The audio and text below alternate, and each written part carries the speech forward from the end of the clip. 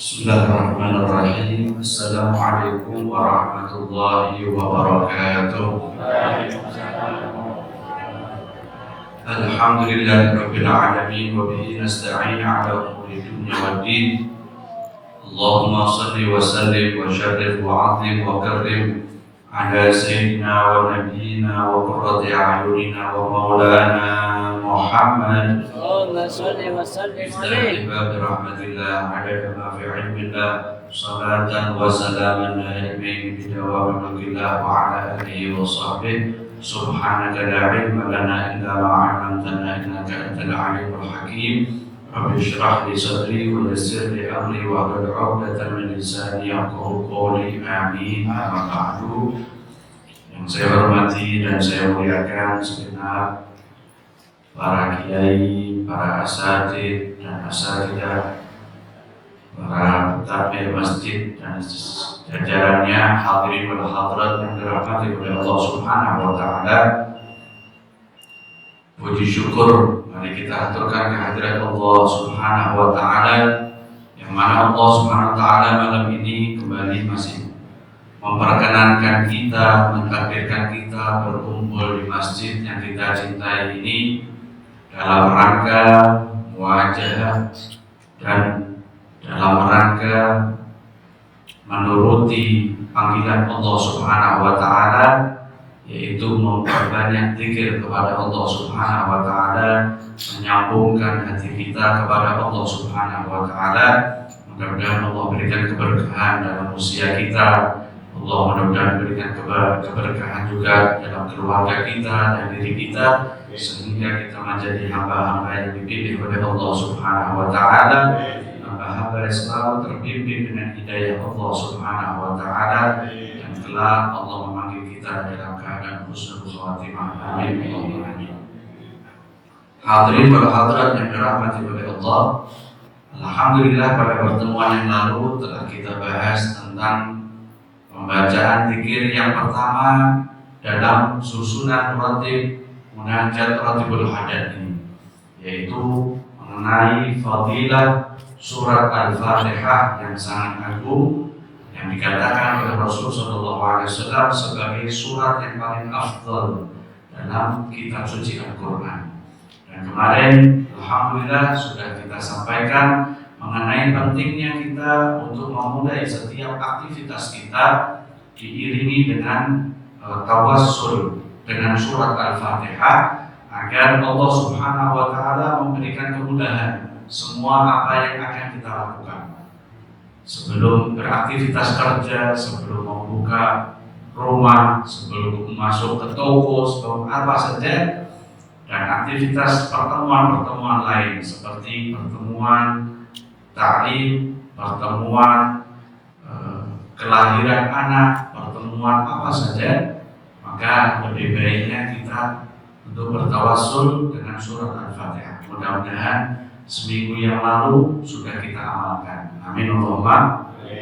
Karena Rasulullah SAW mengajarkan, Allahumma ja'alna minal ladzina yastami'una al-qawla fayattabi'una ahsana.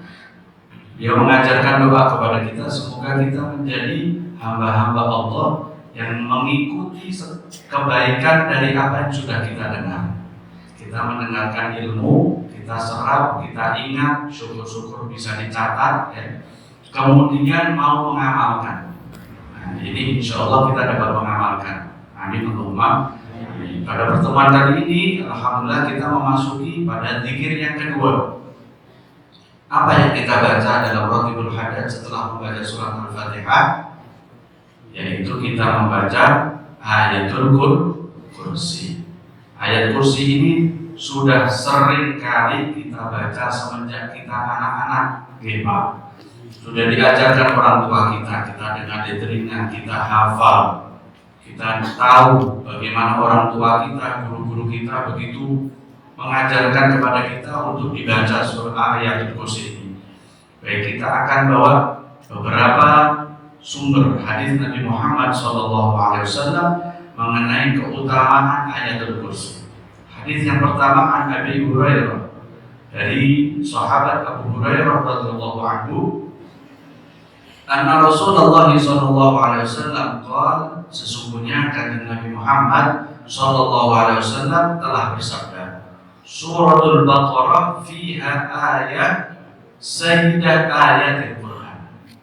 Dalam surat Al-Baqarah ini ada pemimpin ayat dari ayat-ayat Al-Quran. Kalau kita kemarin tahu di dalam kitab suci Al-Quran ada 114 surat, dan dikatakan oleh sebagian para ulama ahli Quran ada 6.666 ayat atau lebih. Ya.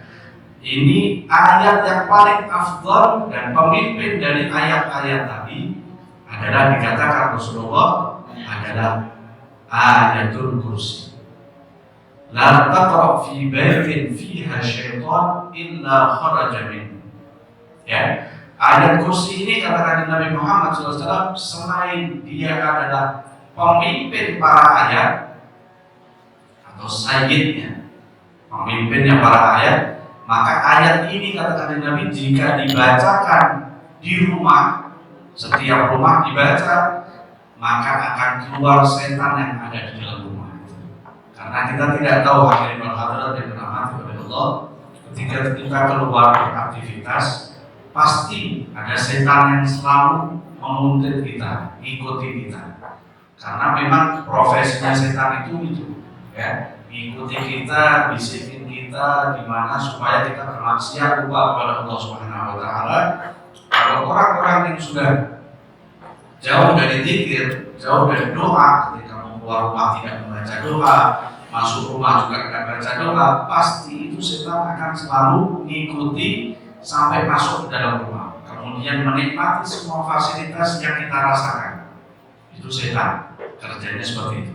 Maka kata Rasul Shallallahu Alaihi Wasallam, setan ini akan keluar dari rumah yang di situ dibacakan ayatul kursi. Ya. Kemudian wa ayatul qira'atu ayatul kursi. Qira'atu ayatul kursi qabla naum. Dianjurkan juga membaca ayat kursi ini sebelum kita tidur. Ya, sebelum kita tidur sudah mapan gitu ya, mau tidur, baca ayat kursi lagi. Karena dikatakan kalau Nabi sallallahu alaihi wasallam, Rasulullah sallallahu alaihi wasallam pernah bersabda, "Idza awaita ila firasyika faqra ayatul kursi." Jika engkau mendatangi tempat tidurmu, artinya kita sudah mau tidur ya, sudah mapan gitu, maka bacalah ayat kursi. Falan yazalu 'alaika minallahi hafidh wa la yaqrabuka syaitan hatta tusbih.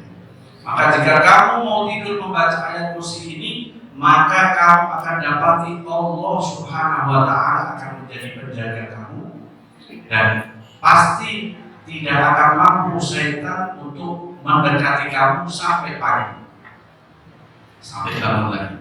Ya, ini ajaran ijazah langsung dari kanjeng Nabi Muhammad Sallallahu Alaihi Wasallam, dan yang kita sebelum tidur baca ayatul kursi. Karena apa? Setan akan terus nanti ya, terus ketika tidur, apakah kita kalau sudah malam tidur nggak bisa diganggu setan? Setan masih terus ganggu kita. Ya, makanya ada mimpi-mimpi yang nggak bagus ya, menghalangi kita dari mimpi-mimpi yang baik. Nah, itu termasuk campur tangan setan di situ. Oke.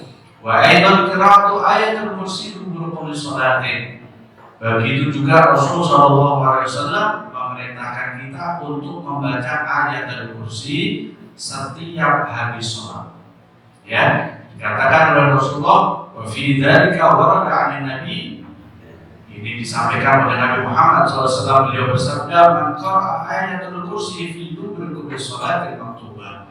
Barang siapa seorang hamba yang sholat kemudian membaca ayat kursi setelah sholatnya, khusus sholat maktubah, sholat wajibnya, ya, subuh, zuhur, asar, maghrib, dan isya, itu dibaca. Apa kata Rasulullah SAW? Karena fi zimmatillahi ta'ala ila sholatin ukhra, maka dia akan dijaga, dilindungi, dibentengi oleh Allah Subhanahu wa taala sampai sholat selanjutnya.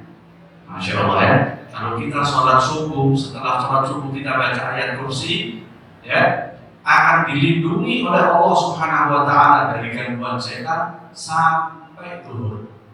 Begitu juga setelah sholat zuhur dibaca nanti dijaga oleh Allah sampai asar terus seperti itu, ya, insyaallah. Kemudian waqala kadzalik, begitu juga Rasulullah SAW pernah bersabda, man qara'a ayatul kursi dubura kulli sholatin maktubah lam yamna'hu min dukhulil jannah illa al-maut. Ya, barang siapa selalu mendawamkan istiqamah membaca ayatul kursi setiap selesai sholat maktubah, sholat yang wajib, maka tidak ada yang menghalangi dia dengan surga kecuali kematian. Masya Allah. Berarti orang yang selalu dawam, ya, selalu istiqamah baca ayat kursi setiap kali sholat, udah pasti ahli jannah. Ya, tidak ada yang menghalangi dia dengan surga kecuali mati. Kalau sudah mati pasti masuk surga. Memang secara kasat mata masuk kubur, karena dikatakan Rasulullah SAW kubur itu, ya, adalah taman dari taman surga atau jurang dari jurang neraka. Tergantung siapa yang wafat di situ sama yang dimasukkan di situ. Kalau orang yang ahli ibadah, ahli ta'ah, mobil khusus ini dalam kaitannya membaca ayatul kursi secara dawam, maka dia pasti masuk ke dalam kuburnya sama dengan dia mulai masuk ke taman surga sampai nanti Allah Subhanahu wa taala membangkitkan. Allahumma ja'alna minhum, amin, Allahumma amin. Al-wardi dari Nabi sallallahu alaihi wasallam, ya.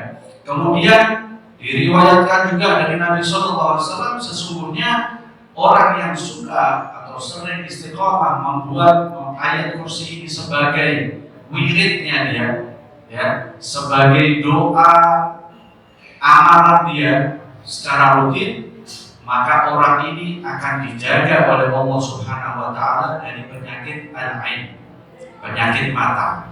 Ain di sini bukan penyakit mata zahir, ya, mata belen, sakit mata, bukan itu. Penyakit ain yang dimaksud di sini sebagaimana sabda Nabi Muhammad SAW, al-ainu haq. Penyakit ain itu hak, benar, ada. Gimana penyakit ain itu?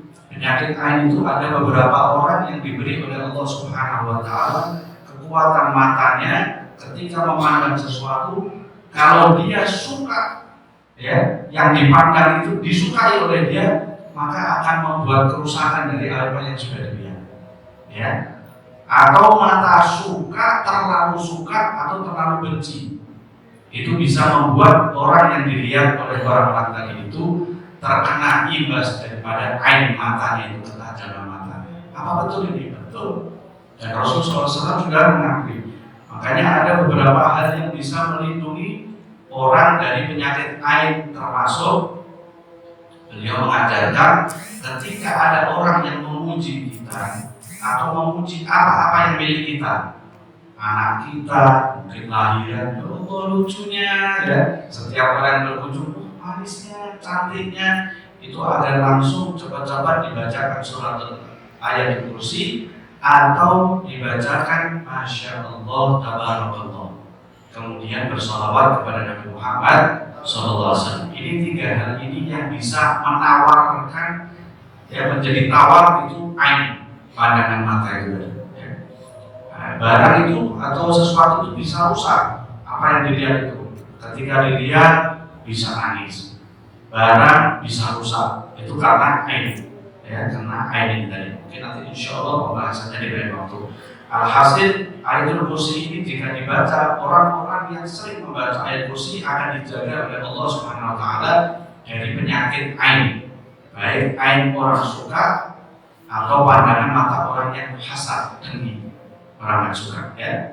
Wal hasad, juga orang yang sering baca ayat kursi dilindungi oleh Allah SWT dari kedengkian makhluknya Allah. Manusia kalau dengki bahaya, Pak, ya, bisa melakukan segala cara bagaimana supaya nikmat yang kita terima itu diangkat oleh Allah atau hilang dari kita. Itu adalah orang-orang yang dengki. Maka orang yang sering membaca ayatul kursi akan dilindungi oleh Allah Subhanahu wa taala dari penyakit dengki dan dari kedengkian orang-orang yang jahat, ya. Wasyar bi'umumih, dan kejelekan secara umum, apa saja, musibah, ya, kerugian, bala bencana apa saja, insya Allah oleh Allah Subhanahu Wa Taala akan dilindungi orang-orang yang selalu membaca ayatul kursi. Faman yaqra'u ayatul karimah fi baitihi takunu harisatan lahu. Jika ayatul kursi ini dibaca di rumah, maka ayat kursi ini akan menjadi penjaga dari kejelekan-kejelekan tadi. Wa man yaqra'aha fil lail yakhruju syaitan min baitihi wa la yadkhuluhu hatta yusbih. Begitu juga jika dibaca di rumah waktu malam, maka setan-setan keluar dari rumah, ya, tidak ada yang bisa masuk sampai pagi. Ya, seperti hadis yang tadi. Wa man yaqra'aha fil firash qabla an-naum an nafsihi aw an auladihi yahfazuhullah ta'ala.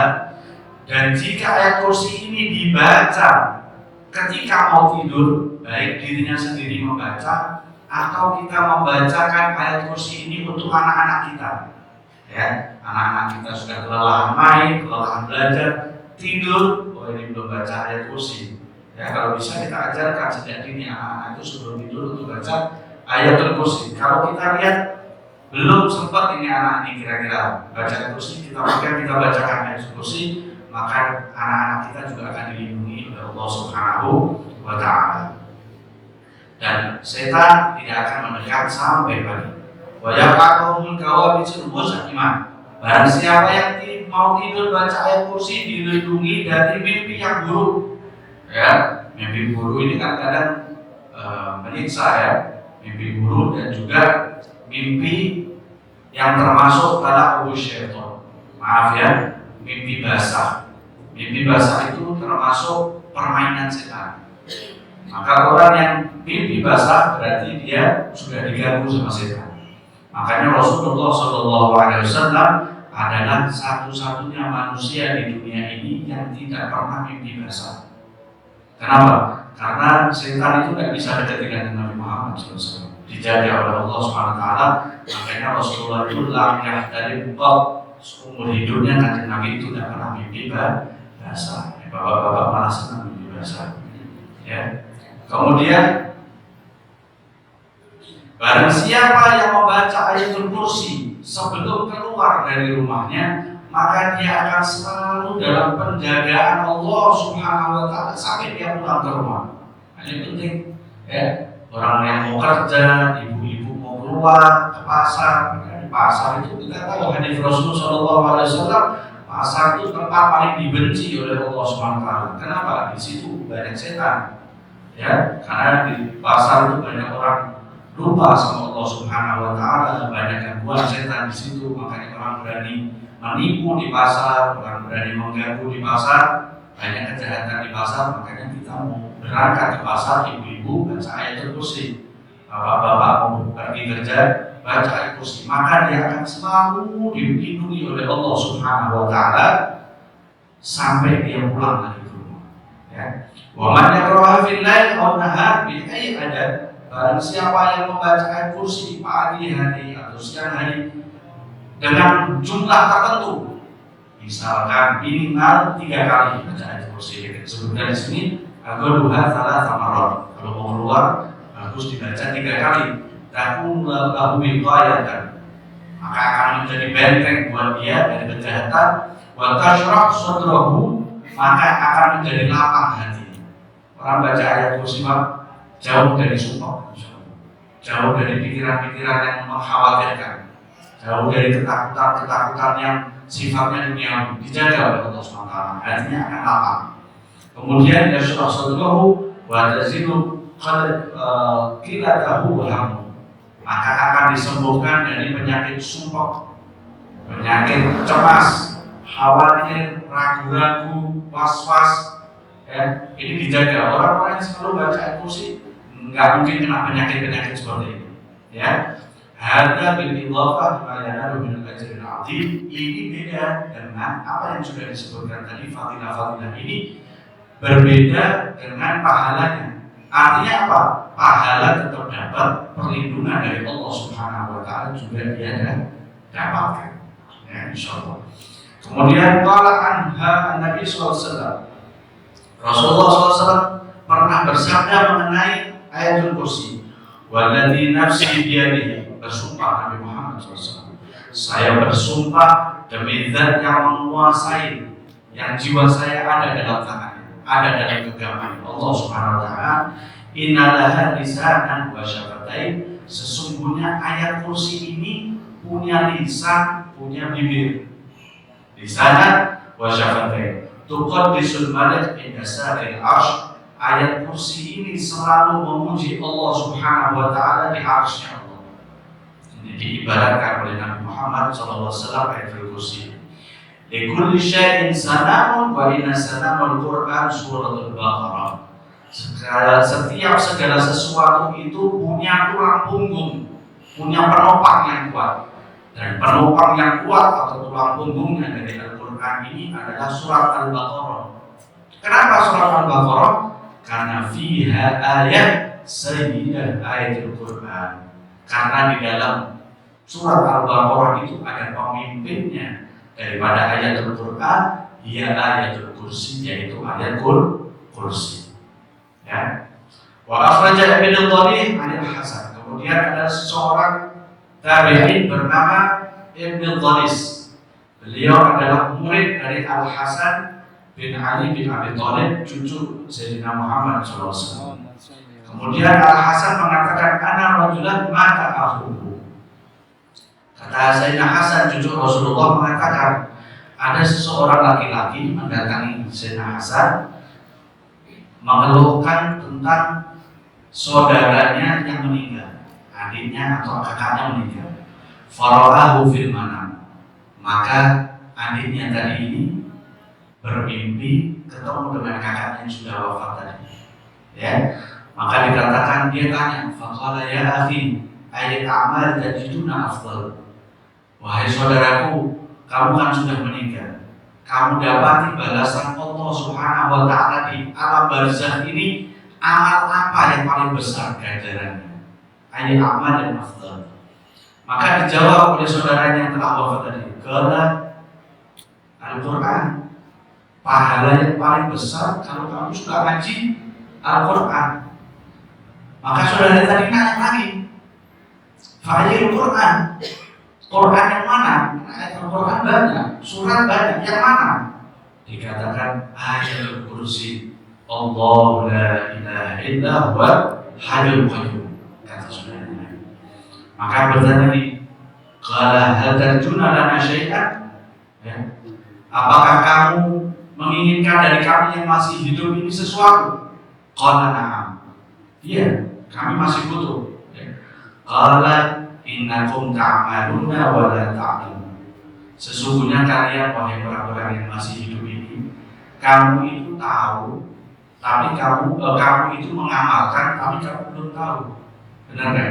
Kita ini mengamalkan ayat kursi, mengamalkan zikir, mengamalkan sholat, dan tapi kita kan belum tahu balasan yang akan kita terima nanti di akhirat, karena belum ditunjukkan oleh Allah Subhanahu wa taala.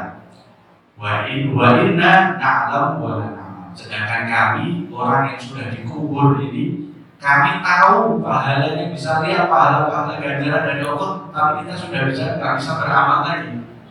Nah, ini makanya kita oleh Allah Subhanahu wa taala masih diberi kesempatan hidup, ya, dalam keadaan sehat walafiat, jangan malas untuk beribadah kepada Allah Subhanahu wa taala. Kemudian Abi Ka'ab, karena Rasul sallallahu alaihi wasallam ayat kursi kitabillah Allah, qala ayatul kursi. Ya. Dikatakan dari Rasul sallallahu alaihi wasallam, pernah Rasulullah bertanya kepada sahabatnya. Ibaratnya ngetes kan Nabi, ya. Kalau yang tanya itu yang lebih pintar, namanya ngetes, ya. Kalau kita yang lebih rendah nanya kepada yang lebih pintar, itu tanya, betul, karena kita tidak tahu. Nah, Nabi pernah tanya sama seorang sahabatnya, wahai sahabatku, kamu tahu nggak ayat kitab Allah, ayat Al-Quran yang paling bagus itu apa? Maka dijawab oleh Rasulullah SAW. Dijawab oleh sahabat tadi, Allahu la ilaha illa huwal hayyul. Ayat Al-Kursi ya Rasulullah. Maka Rasulullah memuji orang ini. Kalau dia ini kan ilmu abad mudir, pintar kamu mudir. Berarti kamu orang paham. Memang betul ayat Kursi. Wa dari nafsi biadi. Kemudian Rasulullah bersumpah demi yang zat yang jiwaku ada di tangannya. Innalah lisan wa syafatain taqaddasa muluk bidasakil arsh. Seperti tadi, hadis yang seperti tadi. Sesungguhnya ayatul kursi ini punya lisan, ya, punya bibir yang selalu memuji Allah Subhanahu wa taala di arsy-Nya Allah Subhanahu wa taala. Terakhir, ada sebuah kisah. Rasulullah Shallallahu alaihi wasallam pernah mengutus salah seorang sahabatnya untuk menjaga Baitul Mal. Baitul Mal itu adalah tempat dikumpulkannya harta zakat. Para sahabat kalau zakat punya kebun kurma, waktunya zakat taruh di Baitul Mal. Punya gandum taruh Baitul Mal. Jadi ini lumbung zakatnya orang-orang. Jadi harus dijaga, jangan sampai ada yang nyolong. Maka Rasulullah mengutus seorang sahabat. Ya, dalam riwayat lain, sahabat itu bernama Abu Hurairah, dijaga oleh Abu Hurairah. Pada suatu malam ketika beliau sedang menjaga, ada pencuri masuk, lalu masih pada ngambil barang dipegang. Ketahuan kamu nyuri, kamu ngapain ngambil apa di sini? Ayo, mau saya bawa kamu kepada kamu. Jangan kata pencuri. Jangan ya Abu Hurairah, jangan. Saya ini lapar, saya menghidupi anak saya orang miskin. Minta sama Rasulullah, jangan mencuri. Sini kamu saya bawa ke Rasulullah SAW, potong nanti tangan kamu. Mencuri. Maka kata sahabat, kata pencuri, jangan. Saya janji, saya tidak mungkin anak. Kesian anak saya. Ya sudah, dilepas oleh Abu Hurairah. Pagi hari ketemu Rasul saat sholat subuh. Abu Hurairah ditanya Rasul, ya Abu Hurairah, tadi malam Baitul Mal kemasukan apa? Kan Rasul. Ya, Kanjeng Nabi Muhammad SAW itu selalu dapat kabar, ya, langsung dari malaikat Jibril turun ngasih kabar. Nggak pakai SMS, nggak pakai WhatsApp lagi, langsung, ya. Iya Rasulullah, ada pencuri tadi malam, gini diceritakan orang. Terus kamu pegang? Enggak ya Rasulullah, saya kesian, nggak enak, atau hatinya ini rahmat. Abu Hurairah, kesian Rasulullah, nggak tegel saya. Karena dia bilang dia punya anak, dia mencuri karena kebutuhan, lapar dan sebagainya. Iya, kamu lepas ya.